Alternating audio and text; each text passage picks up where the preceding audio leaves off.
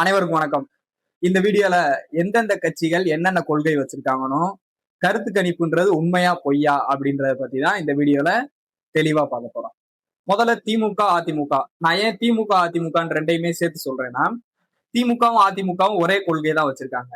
அதாவது திராவிட கொள்கை. திராவிட கொள்கைனா என்னன்னா, சாதி ஒழிப்பு, சமூக நீதி, மொழி மற்றும் மாநில உரிமைகள். இதுக்காக நிக்கிறதா திராவிட கொள்கை. இப்ப இந்த மூணையுமே இந்த கட்சிகள் ஃபாலோ பண்றாங்களா அப்படின்னு என்ன கேட்டீங்கன்னா, ஃபாலோ பண்ணலன்னு தான் சொல்லுவேன். ஏன்னா சாதி ஒழிப்பு, சமூக நீதிக்காக பேசினவங்க இதெல்லாம் இன்னுமே இருக்குது அப்படின்றதான் ஒரு நிதர்சனமான உண்மை.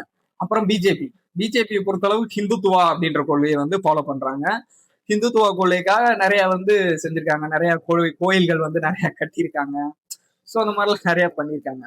அப்புறம் தாவேக்காவை பொறுத்த அளவுக்கு மதசார்பற்ற சமூக நீதி கொள்கை அப்படின்னு சொல்றாங்க. அதுக்காக இப்ப வரைக்கும் ஏதாவது பண்ணியிருக்காங்களா அப்படின்னா பண்ணுன மாதிரி தெரியல. இனி வர காலகட்டத்துல பண்றாங்களா அப்படின்றத பொறுத்து இருந்து பார்ப்போம். அப்புறம் என்டிகேவை பொறுத்த அளவுக்கு தமிழ் தேசியம் அப்படின்ற கொள்கையை ஃபாலோ பண்றாங்க. தமிழ் தேசியம்னா என்ன அப்படின்றத பார்ப்போம். தமிழ் தேசியம் என்பது தமிழருக்கான உரிமை, தமிழருக்கான நிலவளம், காட்டு வளம், கனிம வளம், இது எல்லாத்தையும் பாதுகாப்பது, வரலாறு, இது எல்லாத்தையும் பாதுகாப்பது, அது எல்லாமே தமிழ் தேசியத்துக்குள்ள வரும். சோ இதெல்லாம் என்டிகே ஃபாலோ பண்ணிக்கிட்டு இருக்காங்களா அப்படின்னு பார்த்தோம்னா ஓரளவு ஃபாலோ பண்ணிக்கிட்டு இருக்காங்க அப்படின்னு சொல்லுவேன். ஏன்னா முழுமையா இன்னும் ஃபாலோ பண்ணல. ஏன்னா நான் இப்ப நான் சொன்னது தாவேகாவா இருக்கட்டும், என்டிகேவா இருக்கட்டும், இன்னும் ஆட்சிக்கு வரல.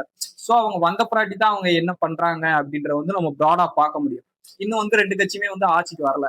சோ அப்படி இருக்கும்போது ஆட்சிக்கு வராம அந்த கொள்கையில ஃபாலோ பண்றாங்களா அப்படின் போது நாம் தமிழரை பொறுத்த அளவுக்கு கொஞ்சம் ஓரளவுக்கு ஃபாலோ பண்றாங்க. ஏன்னா தமிழருக்கான உரிமைகள், காட்டு வளம், கனிம வளம், எல்லா வளத்துக்காகவும் போராடி இருக்காங்க, எல்லாத்துக்காகவும் நிக்கிறாங்க. சோ இனி ஆட்சிக்கு வந்த பிராட்டி தான் இது எல்லாத்தையும் ஃபாலோ பண்றாங்களா அப்படின்றத நம்ம முழுமையா பார்க்க முடியும். அடுத்ததா கருத்து கணிப்பு. கருத்து கணிப்புன்றத முதல்ல நீங்க தெளிவா புரிஞ்சுக்கணும். கருத்து கணிப்பு தான், அது கருத்து முடிவு கிடையாது. கருத்தை கணிச்சு சொல்றாங்க, அவ்வளவுதான். முடிவுன்றது எப்போ வரும்னா எலெக்ஷன் முடிஞ்ச பிராட்டி வாக்கு எண்ணுவாங்க பாத்தீங்களா, அப்பதான் கருத்து முடிவு வரும். அப்பதான் யார் யார் என்ன பெர்சன்டேஜ் வாங்கியிருக்காங்க, யார் ஜெயிக்க போறா, யார் தோக்க போறா, யார் எதிர்கட்சியா இருக்க போறாங்க, அது எல்லாமே எலெக்ஷன் முடிஞ்ச பிராட்டி தான் நம்ம முடிவு பண்ண முடியும். சோ அதுக்கு முன்னாடியே நாங்க ஜெயிச்சிருவோம், நாங்க இவ்வளவு பெர்சன்டேஜ் இருக்கோம், அதெல்லாம் யாரும் நம்பாதீங்க. நீங்க சார்ந்த கட்சிக்கு நீங்க உண்மையா உழைங்க. நீங்க சார்ந்த கட்சியை எப்படி ஜெயிக்க வைக்கலாம்னு பாருங்க. தொடர்ந்து முயற்சி எடுத்து போராடுங்க. கண்டிப்பா நீங்க சார்ந்த கட்சி ஜெயிக்கலாம். ஓகேவா? நன்றி.